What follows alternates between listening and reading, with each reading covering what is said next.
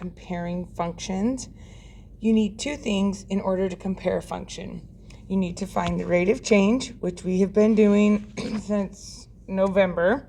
So rate of change, finding slope is fun. They're the same thing. So if we're looking for rate of change or slope, we're going to be using our formula.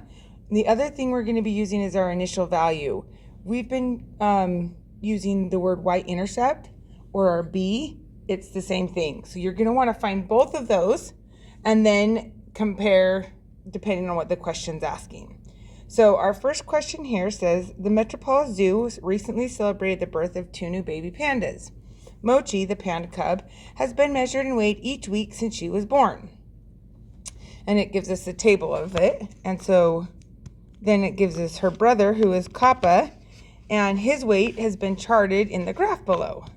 So we have two things that we need to find here, our M and our B. So our M is our rate of change. So it's where we find 2 points. Even though they've given us 1, 2, 3, 4 points, we only need 2 of them. And we're going to plug in y2 minus y1 over x2 minus x1. I'm going to choose these 2 points. I'm going to label this one y, x, x. It does not matter which one you put in first. So I'm going to call these ones my x2 and y2. So I'm going to do y2 minus y1. Y minus y. Since I started with 5, I need to start with 1. So it will be 1 minus 0. I've taught you guys just put it right in your calculator just like this. If you put this in, it will come out as 4, or 4 over 1, which means this panda is gaining 4 pounds each week in 1 week. I know this because my weeks are my x value, my weight was my y value, and since y goes on top, this is 4 pounds in 1 week. So that's my M right here. My B is the starting weight. When they first measured this panda, at 0 weeks, how many pounds did it weigh? So hopefully you find at 0 weeks, it weighed 1 pound. So its starting weight or its birth weight was 1 pound. So now let's do the same thing for Kappa. Kappa was born at 0 weeks and he weighed right here.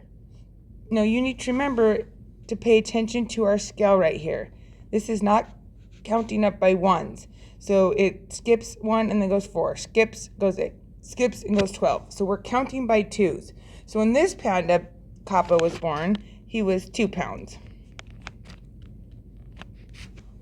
Now we're going to look at how much weight he's gaining each week, and we're looking at our rate of change. So they've given me some exact some points, but I'm going to use this one here and this one here. So I went up again 2, 4, 6, because those were counting by 6s. So my rise was 6, and my run, even though each one of these is a line, from here to here is 1.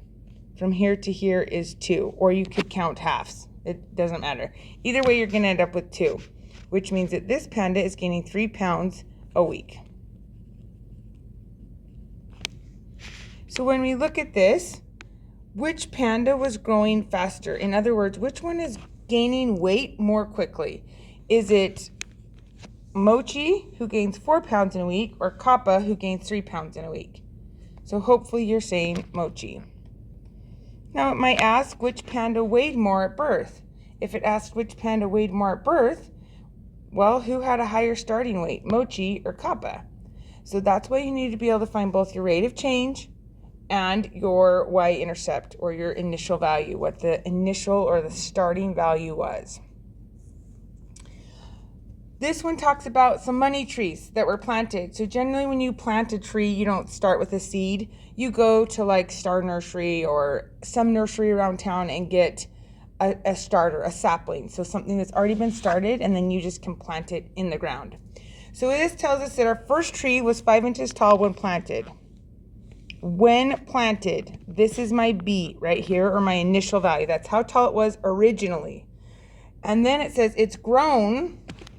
So it's growing 4 inches every month. Keyword there tells us that this is what it's changing each month. So that is going to be my rate of change.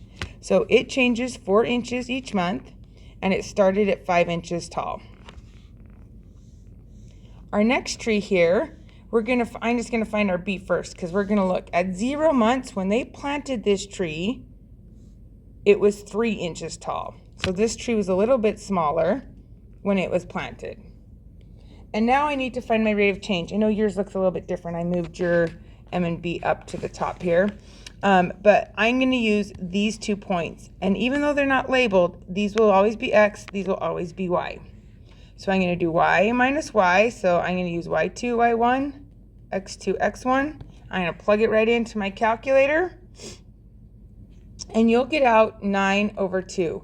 Convert this. It'll be easier to compare numbers rather than a fraction. So just like 4, 4.2, whatever. So like this one's going to come out 4.5 inches.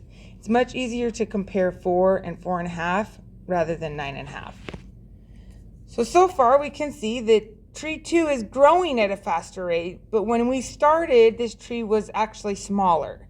The last one is tree 3, or C. Tree C is my starting when I planted that. So at 0 weeks when 0 months when I started this tree, it was already 10 inches. Again, pay attention to your labels. This one is in months. So all of these X values represent months. This is in inches.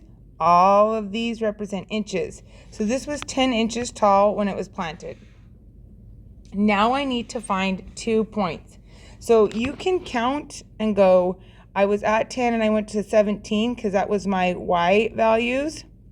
That will work, meaning I went up 7.